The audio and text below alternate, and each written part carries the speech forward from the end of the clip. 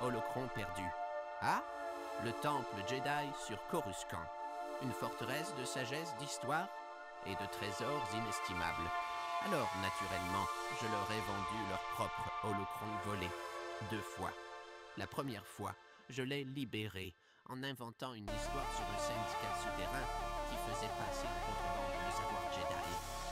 J'ai laissé les Jedi et les Sith enchérir l'un contre l'autre pour le récupérer. La deuxième fois, oh, c'était encore plus simple. Je leur ai dit qu'un seigneur Sith avait jeté un enchantement obscur sur l'holocron et que seul un expert comme moi pouvait l'en débarrasser. Disons, moyennant des frais conséquents. Le coût du holocron perdu. Ah, le temple Jedi sur Coruscant. Une forteresse de sagesse, d'histoire et de trésors inestimables. Alors, naturellement, je leur ai vendu leur propre holocron volé. 2 fois. La première fois, je l'ai libéré en inventant une histoire sur un syndicat souterrain qui faisait passer en contrebande le savoir Jedi. J'ai laissé les Jedi et les Sith enchérir l'un contre l'autre pour le récupérer. La deuxième fois, oh, c'était encore plus simple. Je leur ai dit qu'un seigneur Sith avait jeté un enchantement obscur sur l'holocron et que seul un expert comme moi pouvait l'en débarrasser. Disons, moyennant des frais conséquents. Le grand seigneur Sith Mirage. Ah! Celui-ci était savoureux. J'ai convaincu un seigneur Sith, oh, un particulièrement avide de pouvoir, qu'il était l'héritier légitime de l'héritage perdu de Dark Ban. L'ordre Sith éternel s'inclinera devant vous, ai-je murmuré à son oreille. Mais d'abord, vous devez trouver la couronne de l'ombre. Spoiler alerte, il n'y avait aucune couronne.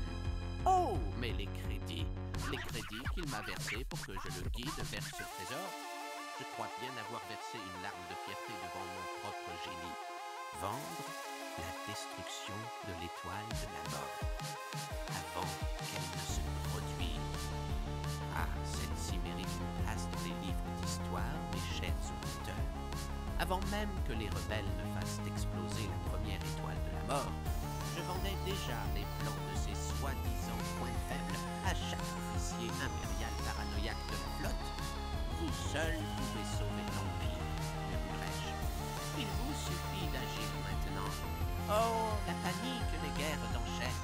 J'étais en train de bâtir une fortune avant même que la bataille ne commence. Et puis, lorsque l'explosion s'est réellement produite, oh, mes amis, ce jour-là, j'étais une légende dans les bas-fonds de la galaxie. La morale de l'histoire.